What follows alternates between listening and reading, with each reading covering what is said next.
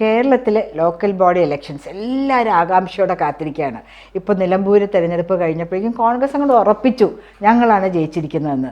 CPM ആണെങ്കിൽ വിട്ടുകൊടുക്കാൻ ഭാവമില്ല. BJP ആണെങ്കിലും മുഴുവനും എല്ലാവരും ഫീൽഡിലാണ്. എത്ര വലിയ നേതാവ് ഉൾപ്പെടെ വർക്കർ ഉൾപ്പെടെ എല്ലാവരും ഫീൽഡിലാണ്, ഗൃഹസമ്പർക്കത്തിലാണ്. കേരളം ഒരു ത്രികോണ മത്സരത്തിലേക്ക് ഇറങ്ങിയിരിക്കുകയാണ്. വലിയ CPM DYFI അനുഭാവിയായിരുന്നല്ലോ, ആയിരുന്നല്ലോ. അപ്പോൾ ആ മനസ്സും അറിയാം. താങ്കളുടെ അഭിപ്രായം എന്താ? ഇത്തവണ കേരളം ആര് ലോക്കൽ ബോഡിയിൽ പിടിക്കും? ഇത്തവണ ലോക്കൽ ബോഡിയിൽ BJP ഗണ്യമായ നേട്ടം ഉണ്ടാക്കും. തീർച്ചയായിട്ടും നമ്മുടെ ഒരു ഏതെങ്കിലും ഈ പറഞ്ഞ ഇന്ന് കേരളത്തിലെ ഇന്നത്തെ വർത്തമാനകാല രാഷ്ട്രീയത്തിൻ്റെ അടിസ്ഥാനത്തിൽ നമുക്കതിനെ വിലയിരുത്താൻ പറ്റത്തില്ല. ഈ പ്രാദേശിക തിരഞ്ഞെടുപ്പിൽ വിലയിരുത്താൻ പറ്റത്തില്ല. പക്ഷേ എങ്കിലും ഇപ്പം ഈ ലോക്കൽ ലെവലിൽ അതിഗംഭീരമായിട്ട് പ്രവർത്തിക്കുന്നത് ഇപ്പോൾ BJP ആണ്. BJP ഒരു കോർപ്പറേറ്റ് ലൈനിൽ തന്നെയാണ് ഇപ്പോൾ അതിൻ്റെ പ്രവർത്തനങ്ങൾ നടത്തിക്കൊണ്ടിരിക്കുന്നത്. ശ്രീ രാജീവ് ചന്ദ്രശേഖർജി BJPയുടെ പ്രസിഡൻ്റായി വന്നതിന് ശേഷം അദ്ദേഹം തീരുമാനിച്ചൊരു കാര്യം, നമ്മൾ താഴെത്തട്ടിൽ നിന്ന് വർക്ക് തുടങ്ങാമെന്ന് പറഞ്ഞേക്കണം. ഇപ്പം നമ്മൾ കേൾക്കുന്നു കൊച്ചി കോർപ്പറേഷൻ്റെ ചാർജ് ശ്രീ VD സതീശനാണ് കൊടുത്തിരിക്കുന്നത് നമ്മൾ കേൾക്കുന്നു. അപ്പോൾ അങ്ങനെ ഓരോ പാർട്ടിയും അതിൻ്റെ നേതാക്കളെ തന്നെ, ഇപ്പോൾ രാജീവ് ചന്ദ്രശേഖർജി തന്നെയാണ് BJPയുടെ കാര്യങ്ങളിൽ ചുക്കാൻ പിടിക്കുന്നത്. VD സതീശൻ കഴിഞ്ഞ നഷ്ടപ്പെട്ടു പോയതാണ്, അല്ലെങ്കിൽ എന്താണ് ചെറിയ 1-2 വോട്ട് കൗൺസിലേഴ്സിൻ്റെ കുറവിലാണ് CPMന് ഭരണം കിട്ടിയത്. അതുകൊണ്ട് ശ്രീ VD സതീശൻ തന്നെ കൊച്ചിൻ കോർപ്പറേഷൻ്റെ ഇത് കൊടുത്തിരുന്നു. ഏറ്റവും പ്രധാനപ്പെട്ട ഒരു കോർപ്പറേഷൻ എന്ന നിലയിൽ എല്ലാവരും വളരെ താല്പര്യത്തോടുകൂടി ഞങ്ങൾക്ക് നേടണം എന്ന് പറയുമ്പോൾ എനിക്ക് ചോദിക്കാനൊരു ചോദ്യം, ജനങ്ങൾക്ക് ആര് അധികാരത്തിൽ വന്നാലായിരിക്കും കൂടുതൽ പ്രയോജനമുണ്ടാവുക? ഏത് നമ്മളുടെ സംസ്ഥാനത്തിൻ്റെയാണോ ഉദ്ദേശിക്കുന്നത്? സംസ്ഥാനത്തിൻ്റെ. കാരണം ഒരു ഡബിൾ എഞ്ചിൻ ആണ് വന്നത് എങ്കിൽ, ഡബിൾ എഞ്ചിൻ എന്ന് പറയുമ്പോൾ മനസ്സിലായല്ലോ, കേന്ദ്രം ഭരിക്കുന്നത് BJP ആണ്, NDA സർക്കാരാണ് ഭരിക്കുന്നത്. ഒരു ഡബിൾ എഞ്ചിൻ വരുന്നതല്ലേ നല്ലത്? ഇപ്പം ഈ ഒരു പുതിയൊരു ഫോർമുല ഇങ്ങനെ ഒരു സങ്കല്പ രൂപത്തിലേക്ക് രൂപപ്പെട്ടുകൊണ്ടിരിക്കുന്നുണ്ട്. ആ രൂപത്തിന് നമ്മളൊന്ന് ശ്രദ്ധിച്ച് നോക്കുകയാണെങ്കിൽ കാണാൻ പറ്റുന്നത് ശശി തരൂർ മുഖ്യമന്ത്രി. ഇത് നമ്മൾ ലോക്കൽ ബോഡിയാണ് കേട്ടോ. ലോക്കൽ ബോഡിയാണോ? Local body election, local body ഇലക്ഷനിൽ തീർച്ചയായിട്ടും ഈ പറഞ്ഞതുപോലെ അതിന് പ്രാദേശികമായ ഒരുപാട് ഘടകങ്ങളുണ്ടാവും. ഉദാഹരണത്തിന് കോൺഗ്രസിന്റെ ഇപ്പൊ VD സതീശന്റെ നേതൃത്വം കൊടുക്കാൻ കാരണം VD സതീശന്റെ നേതൃത്വം വർക്ക് ചെയ്യുന്നത് ഇപ്പൊ എന്ത് തന്നെ പറഞ്ഞാലും കേരളത്തിലെ രാഷ്ട്രീയ കക്ഷികൾ എടുത്തു നോക്കിക്കഴിഞ്ഞാൽ ഏറ്റവും സമർത്ഥരും ശേഷിയുമുള്ള ഒരു പറ്റം ചെറുപ്പക്കാരുള്ള രാഷ്ട്രീയ കക്ഷിയാണ് കോൺഗ്രസ് പാർട്ടി എന്ന് പറയുന്നത്. അത് യാതൊരു സംശയമില്ലാത്ത കാര്യം. വേണമെങ്കിൽ നമുക്ക് ആൾക്കാരെ എടുത്തെടുത്ത് പറയാൻ പറ്റും. എനിക്ക് സംശയമുണ്ട്, അത് ഞാൻ വരാം. അതായിക്കോട്ടെ. പക്ഷെ എങ്കിലും അപ്പൊ നമ്മുടെ മരുമകനൊക്കെ, ഏത് പിണറായി സഖാവിന്റെ മരുമകനൊക്കെ മരുമകൻ എന്ന് പറയുന്നത് CPM മുഖ്യമന്ത്രിയുടെ മരുമകൻ എന്നല്ല. അദ്ദേഹത്തിന്റെ ക്വാളിഫിക്കേഷൻ എന്താണ്? പഴയ DYFIയുടെ ഒരു പ്രവർത്തനമായിരുന്നു ഇല്ലേ? ഇന്ന് നമ്മൾ ഈ കാണുന്ന രീതിയിലുള്ള അഗ്രസീവായിട്ടുള്ള പ്രവർത്തനങ്ങൾ കാഴ്ചവെച്ചൊരു നേതാവ് എന്നുള്ളതിൽ കഴിഞ്ഞിട്ട് വേറെ എന്താ ക്വാളിറ്റി അദ്ദേഹത്തിനുള്ളത്? കോൺഗ്രസിൻ്റെ അതല്ല. കോൺഗ്രസിൻ്റെ ഇപ്പോൾ എടുത്തു നോക്കുകയാണെങ്കിൽ കഴിഞ്ഞ പ്രാവശ്യം നിയമസഭാ തിരഞ്ഞെടുപ്പ് നോക്കുകയാണെങ്കിൽ അതിനകത്ത് 50% ആൾക്കാർ പോലും, നമ്മൾ ഈ പൊതുവേ കേൾക്കാത്ത ആൾക്കാർ പോലും, യഥാർത്ഥത്തിൽ രാഷ്ട്രീയത്തിലൂടെ കഷ്ടപ്പെട്ട് വന്നിട്ടുള്ള ആൾക്കാർ എറണാകുളത്തിന് വടക്കോട്ടൊക്കെ ആണെങ്കിൽ ഇഷ്ടംപോലെ ആൾക്കാരുണ്ട്. ഇപ്പം തന്നെ നമ്മുടെ ഇതെടുത്ത് നോക്കുക, ചെറുപ്പക്കാരുടെ ഒരു വലിയ നിരയുണ്ട് അതിനകത്ത്, ഇല്ലാന്ന് നമ്മൾ പറയേണ്ട കാര്യമില്ല. അപ്പോൾ ആ ഒരു നിരയെ ഉപയോഗിച്ചിട്ടൊരു ടീമായിട്ട് ഇപ്പം വർക്ക് ചെയ്യുകയാണ് VD സതീശൻ. അപ്പോൾ അതിൻ്റേതായിട്ടുള്ള ഇമ്പാക്റ്റ് ഉണ്ടാക്കും. അപ്പോൾ അതെങ്ങനെയാണ് ഈ പറഞ്ഞതുപോലെ രാജീവ് ചന്ദ്രശേഖർ BJPയിൽ പ്രവർത്തിക്കുന്നതിൻ്റെ ഏതാണ്ട് സമാനമായ രീതിയിലാണ് ഇപ്പോൾ ഈ നിയമസഭാ ഉപതെരഞ്ഞെടുപ്പ് നടന്ന മണ്ഡലങ്ങളിലൊക്കെ VD സതീശൻ്റെ നേതൃത്വത്തിൽ പാലക്കാടാണെങ്കിലും ഇപ്പം നിലമ്പൂരാണെങ്കിലും ഒക്കെ നടന്നിരിക്കുന്ന സംഗതി. അപ്പോൾ ആ രീതിയിലുള്ള ഒരു പ്രവർത്തന രീതിയിലേക്ക് മാറാനായിട്ട് കോൺഗ്രസിൻ്റെ ഭാഗത്തു നിന്ന് തീർച്ചയായിട്ടും അതിൻ്റെ ശ്രമങ്ങളുണ്ടാവും. പക്ഷേ കോൺഗ്രസിനുള്ളൊരു ദൗർബല്യം എന്ന് പറയുന്നത് അതിന് പ്രാദേശികമായിട്ടുള്ള ഘടകങ്ങൾ നിർജീവമാണ്. അതിനെ ഉണർത്തിക്കൊണ്ടുവരിക അല്ലെങ്കിൽ ഉണ്ടായിക്കൊണ്ടുവരിക എന്നൊക്കെ പറയുന്നത് അത്ര എളുപ്പമുള്ള സംഗതിയല്ല. പിന്നെ രണ്ടാമത് കാര്യം, പ്രാദേശികമായി ഈ തദ്ദേശ സ്വയംഭരണ സ്ഥാപനങ്ങളിലെ തിരഞ്ഞെടുപ്പിലേക്ക് നിർത്താൻ ഉദ്ദേശിക്കുന്ന ആൾക്കാർ, അവരുടെ ക്വാളിറ്റി ഇതിനകത്തൊരു നിർണായക ഘടകമാണ്.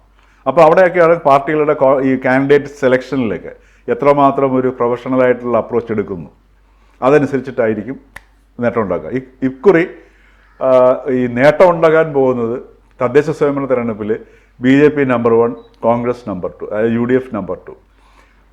CPM കാര്യമായിട്ടുള്ള ഒരു അപ്പോൾ അങ്ങനെ വരുമ്പോൾ അടുത്ത വർഷം മെയിൽ നടക്കാൻ പോകുന്ന അസംബ്ലി തെരഞ്ഞെടുപ്പിൽ ഇത് തന്നെ ഈ പാറ്റേൺ തുറന്നു പോകുകയാണെങ്കിൽ BJPക്ക് ഒരു നല്ല ശതമാനം സീറ്റുകൾ നേടാനാവില്ലേ?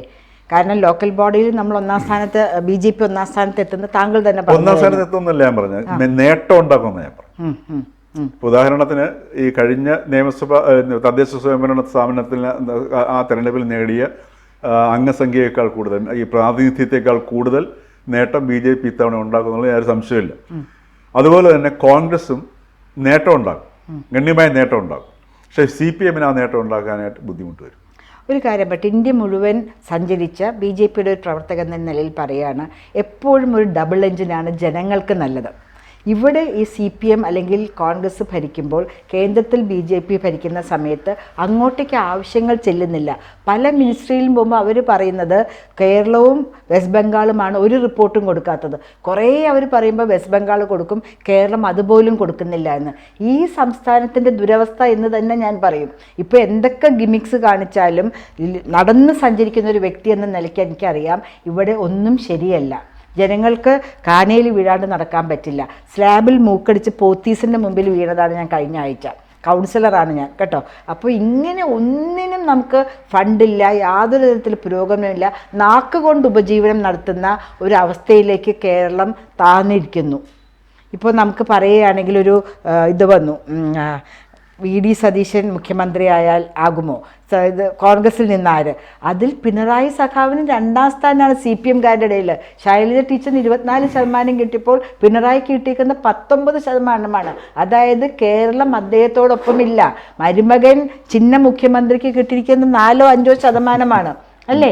അപ്പോൾ അതിനെക്കുറിച്ച് അതെന്താ പ്രശ്നം എന്ന് വെച്ച് കഴിഞ്ഞാൽ, ഈ നമ്മൾ ഇപ്പം നമ്മൾ രണ്ടുപേരും മാധ്യമപ്രവർത്തകരായിരുന്നുണ്ട്. നമ്മളുടെ കേരളത്തിലെ മാധ്യമങ്ങൾക്ക് പറ്റിയൊരു നിർജീവാവസ്ഥയാണ്. അതായത് അതും ഈ പറഞ്ഞതുപോലെ CPMൻ്റെ ഒരു എക്സ്റ്റൻഷനാണ്. മാധ്യമപ്രവർത്തനത്തിലേക്ക് ഇപ്പോൾ ഞാൻ ഉൾപ്പെടെ ഉള്ള ഒരു ഇപ്പം ഞാനൊക്കെ കയറിയ സമയത്ത് 99.99% ആൾക്കാരും ഈ SFI DYFIക്കാർ ആയിരിക്കും. അത് കടുത്ത രീതിയിലുള്ള ആൾക്കാർ. ഈ മിക്ക മാധ്യമപ്രവർത്തകർ അത് തന്നെയായിരിക്കും.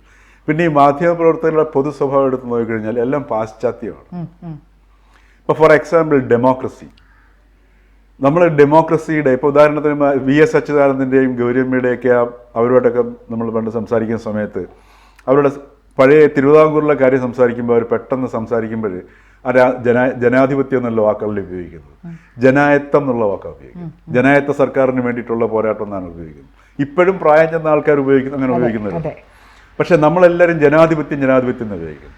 അതെന്തുകൊണ്ടാണെന്ന് വെച്ചാൽ ആട്ടോക്രസി ഇങ്ങനെയുള്ള വാക്കിൽ നിന്ന് അക്രസി എടുത്തിട്ട് അധികാരം എന്ന് വെച്ചാൽ ആധിപത്യത്തിലേക്ക് വരും. അപ്പോൾ ഇത് തൊഴിലാളി വർഗ സർവാധിപത്യം, അതുപോലെ മുതലാളി വർഗ സർവാധിപത്യം. അപ്പോൾ ഇവിടെ 2 വർഗം മാറുന്നേ ഉള്ളൂ. അധികാരം എപ്പോഴും ആധിപത്യത്തിൻ്റെ ഇതിൽ നിൽക്കുകയാണ് ചെയ്തത്. അപ്പോൾ നമ്മളുടെ ഈ മാധ്യമങ്ങൾ എല്ലാം ഈ പാശ്ചാത്യമായ സംഗതികൾ അതേപടി സ്വീകരിച്ചു പോയി. അപ്പോൾ ഒരു വെസ്റ്റേൺ പെർസ്പെക്റ്റീവിലൂടെയാണ്, നമ്മളൊരു പാശ്ചാത്യ പ്രമാണത്തിലൂടെയാണ് ഈ പൗരസ്ത്യ പ്രമേയത്തെ കാണുന്നത്. അതിൻ്റെ ഒരു വലിയ പ്രശ്നമുണ്ട്. ഈ പ്രമാണവും പ്രമേയവും തമ്മിലുള്ള ചേർച്ചയില്ലായ്മയുണ്ട്. അതാണ് ശരിക്കും പറഞ്ഞാൽ നമ്മുടെ ഇന്ന് കേരളം നേരിടുന്ന ഏറ്റവും വലിയൊരു പരിതാപകരമായ അവസ്ഥയെന്ന് പറഞ്ഞാൽ, ഒരു സംഗതിയെ നമുക്ക് വെറും ലീനിയർ പെർസ്പെക്റ്റീവിലല്ലാതെ കാണാൻ പറ്റുന്നില്ല. ഒരു സുഹൃത്ത് പറയുകയുണ്ടായി, എന്തിനാണ് ഈ ഒപ്പോസിഷൻ, എന്ത് റൂളിംഗ് പാർട്ടി പറഞ്ഞാലും ഒപ്പോസ് ചെയ്യണം എന്നുള്ളത് കൊണ്ടാണോ ഒപ്പോസിഷൻ ലീഡർ എന്ന് പറയുന്നത്? എന്തുകൊണ്ട് ഒരുമിച്ച് പ്രവർത്തിച്ചുകൂടാ? വേറെ പല രാജ്യങ്ങളും ഇങ്ങനെ ഒരു ഒപ്പോസിഷൻ എന്നുള്ളൊരു വാക്ക് തന്നെ അപ്രസക്തമാണ്. ഒപ്പോസിഷൻ ലീഡറിന് ഒരു കസേര, ഒരു കാറ്, ഇവർ പറയുന്നത് മുഴുവൻ ഒപ്പോസ് ചെയ്യുന്നുണ്ടാണ്. രണ്ടാമത് വന്ന പാർട്ടി അല്ലെങ്കിൽ മുന്നണി എന്ന് പറഞ്ഞാൽ വളരെ പ്രസക്തമായ സംഗതിയാണ്. കാരണം എന്ന് വെച്ച് കഴിഞ്ഞാൽ അത് നമ്മൾ ഈ വെസ്റ്റേൺ പെർസ്പെക്റ്റീവ് അതേപടി ഈ പാശ്ചാത്യമായ പ്രമാണം അതേപടി എടുത്തിരിക്കുകയാണ്. നമ്മളുടെ ഇവിടുത്തെ ഈ ഒപ്പോസിഷൻ എന്ന് വെച്ച് കഴിഞ്ഞാൽ നമ്മുടെ ഇവിടുത്തെ പരിഭാഷ ഉപയോഗിക്കുന്ന പ്രതിപക്ഷം എന്നാണ്.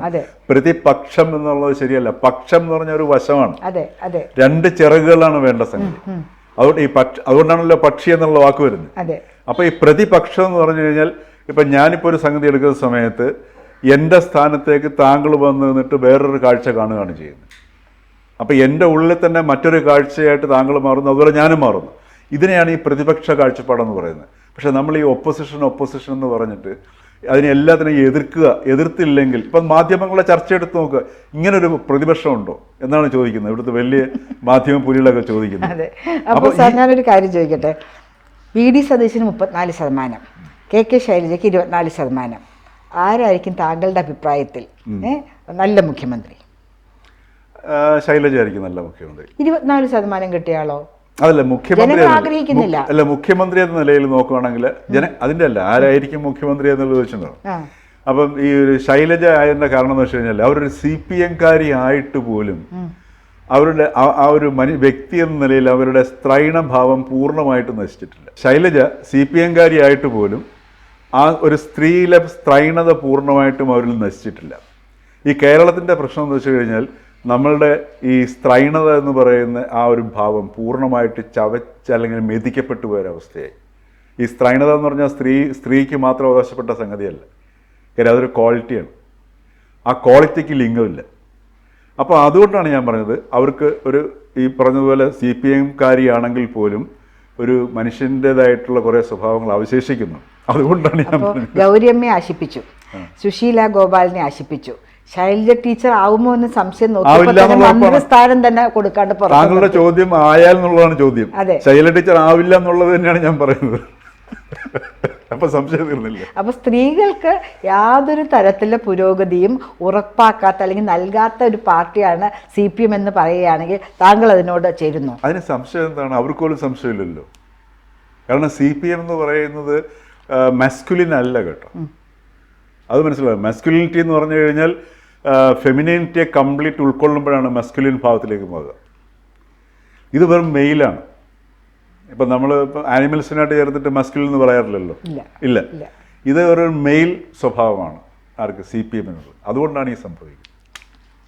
കൂടുതൽ വാർത്തകളും വിശേഷങ്ങളും നിങ്ങളിലേക്ക് എത്താൻ ABC മലയാളം സബ്സ്ക്രൈബ് ചെയ്യുക, ബെൽ ബട്ടണും അമർത്തുക.